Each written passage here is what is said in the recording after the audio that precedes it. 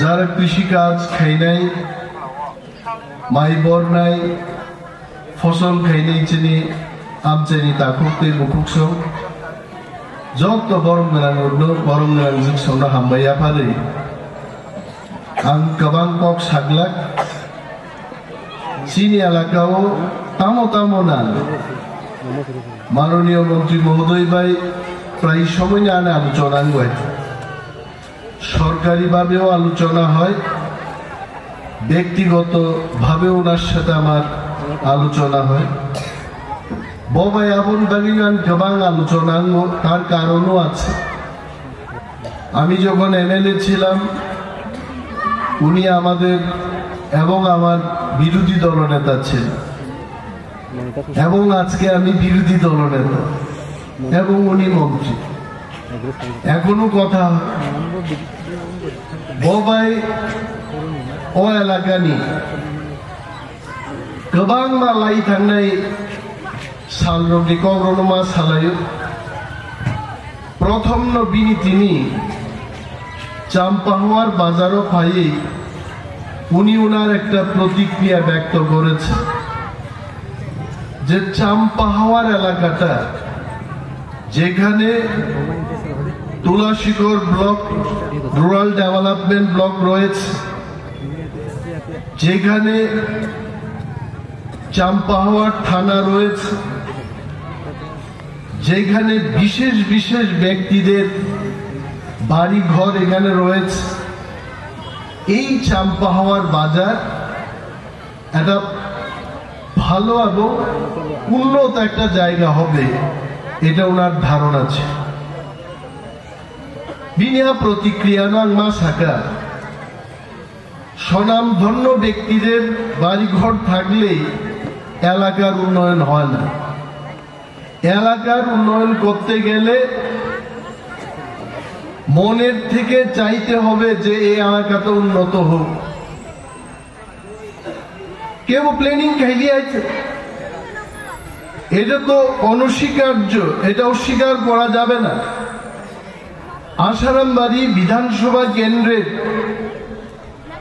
বিগত দিনের যিনি প্রতিনিধি ছিলেন উনি শুধু এই এলাকার প্রতিনিধি ছিলেন না উনি রাজ্য মন্ত্রিসভার কৃষি দপ্তরেরও মন্ত্রী ছিলেন তারপরেও তিনি আমি ওনার সামনেই বলছি পূর্ব তকচায়াতে যে অর্চারটা আছে করঙ্গিছড়ায় যে অর্চারটা আছে এই অর্চারটা পরে আছে তাঙ্গি মনে বেহাল দশ আঙ্কা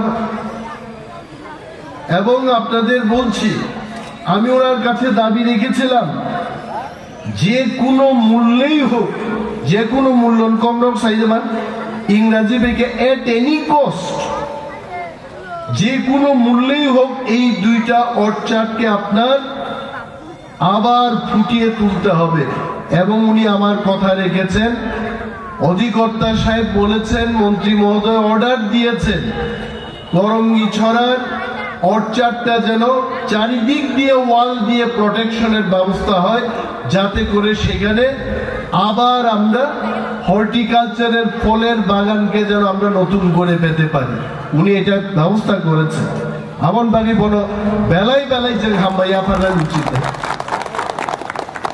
তোর চেয়ে হয়ে কি ব্যাপার এখানে মাননীয় মন্ত্রী মহোদয় জানবেন যাদেরকে রেখে গেছে গার্ড দেওয়ার জন্য বড় লোক এত বয়স সংখ্যা এরা নিজেরা সেই বাগান গার্ড দেওয়ার তো দূরের কথা গার্ডদের গার্ড দিতে হবে এমন লোকেদের নিয়োগ করে গেছে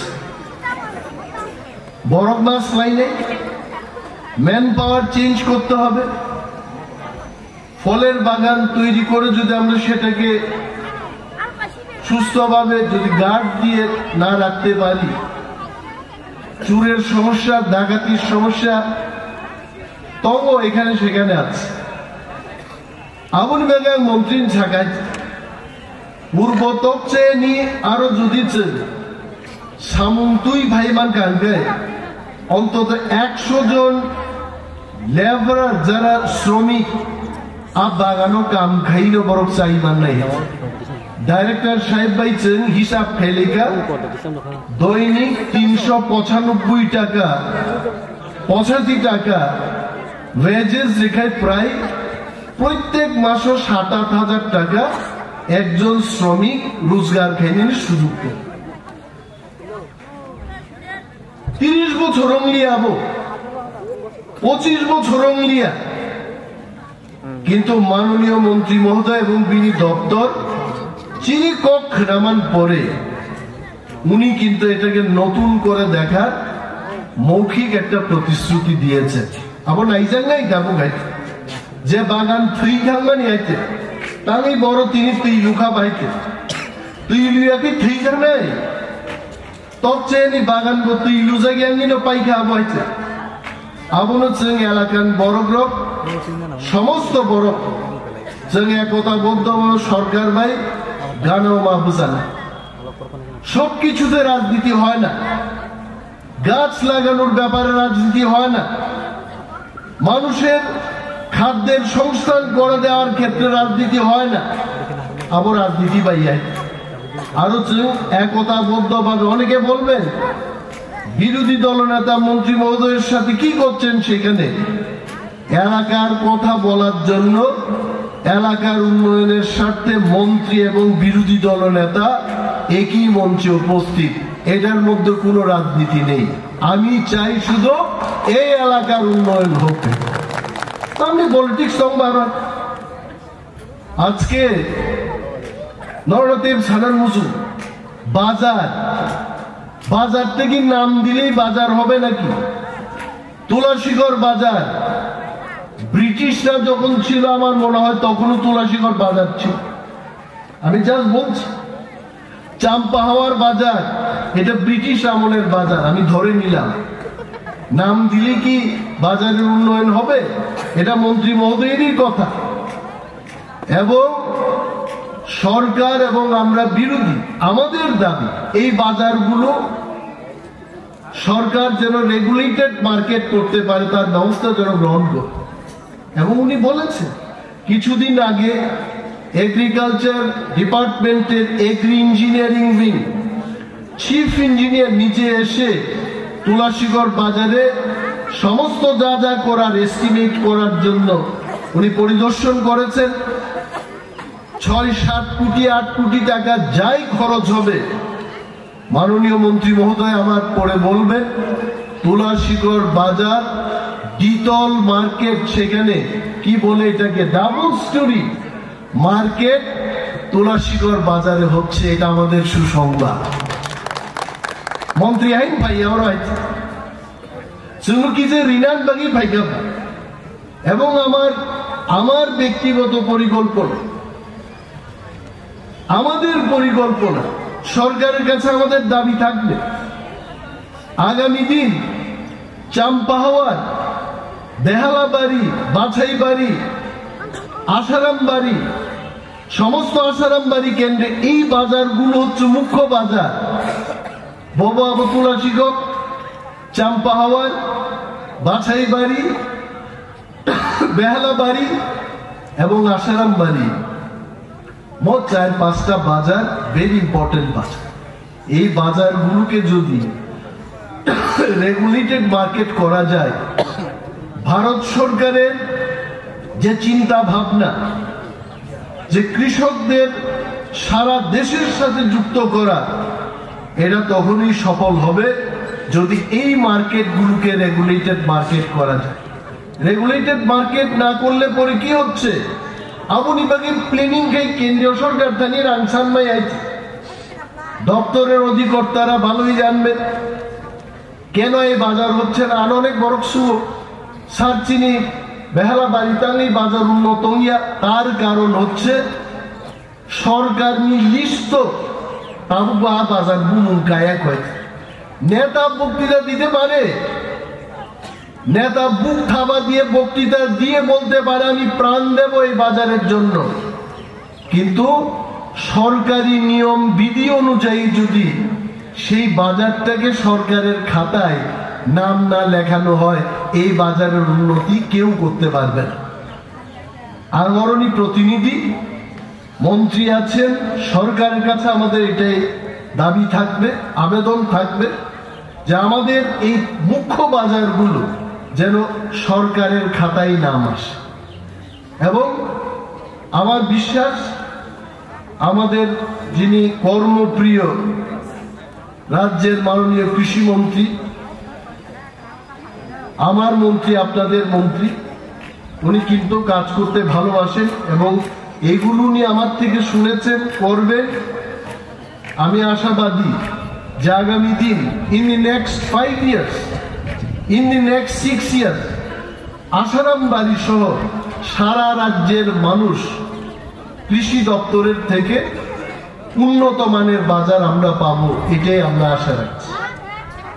যেহেতু হর্টিকালচার দপ্তরের ঊর্ধ্বতন কর্তৃপক্ষরা এখানে আছে, আপনাদের দৃষ্টি আকর্ষণ করে বলছি যে আলুর চাষ, ধান চাষ বা কমলা লেবুর চাষ, এটা দিয়ে কিন্তু শেষ কথা।